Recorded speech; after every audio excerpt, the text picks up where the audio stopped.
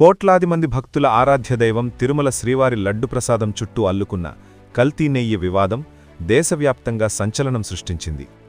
Supreme court నియమించిన ప్రత్యేక విచారణ బృందం సిట్ జరిపిన పరిశోధనలో దిగ్భ్రాంతికరమైన వాస్తవాలు వెలుగులోకి వచ్చాయి. 2019 నుండి 2024 మధ్య కాలంలో టీటీడీ తిరుమల తిరుపతి దేవస్థానానికి సరఫరా అయిన నెయ్యిలో భారీ అక్రమాలు జరిగినట్లు సిట్ నిర్ధారించింది. ఈ 5 ఏళ్ల కాలంలో దాదాపు 60 లక్షల కిలోల కల్తీ నెయ్యిని లడ్డూల తయారీలో ఉపయోగించారు. దీని విలువ సుమారు 250 కోట్లుంటుందని అంచనా. ఉత్తరాఖండ్కు చెందిన ఒక డైరీ అసలు పాలు వెన్నను వాడకుండానే ఈ కల్తీ నెయ్యి లాంటి రసాయన పదార్థాన్ని తయారు చేయడం గమనార్హం. ఆ కల్తీ రసాయనానికి నెయ్యిలాంటి రుచి, రంగు మరియు వాసన రావడం కోసం బీటాకెరోటిన్, ఎసిటిక్ యాసిడ్, ఈస్టర్ వంటి రసాయనాలను వాడారు. ల్యాబ్ పరీక్షల్లో అది స్వచ్ఛమైన నెయ్యి కాదు అని తెలిసినప్పటికీ నాటి టీటీడీ అధికారులు మరియు సరఫరాదారులు కుమ్మక్కయ్యి ఈ అవినీతికి పాల్పడ్డారు.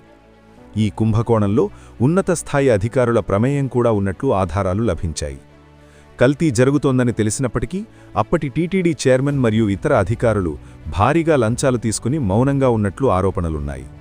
నెయ్యి సరఫరాదారులు అధికారుల వ్యక్తిగత సహాయకులకు సైతం హవాలా మార్గంలో 20 లక్షల నుండి 30 లక్షల వరకు నగదు చెల్లించినట్లు విచారణలో తేలింది. భోలేబాబా ఆర్గానిక్ డైరీ అనే సంస్థను 2022లోనే బ్లాక్లిస్ట్లో పెట్టినప్పటికీ ఆ సంస్థ వైష్ణవి డైరీ, ఏఆర్ డైరీ అనే ఇతర డైరీల పేర్లతో తన కల్తీ నెయ్యి సరఫరాను కొనసాగించింది. ఇది నాటి టీటీడీ పర్యవేక్షణ లోపాన్ని ఎత్తిచూపుతోంది అనడం కంటే నాటి టీటీడీ సభ్యుల పర్యవేక్షణలోనే ఈ కల్తీ వ్యవహారం జరిగిందనడం నిజం.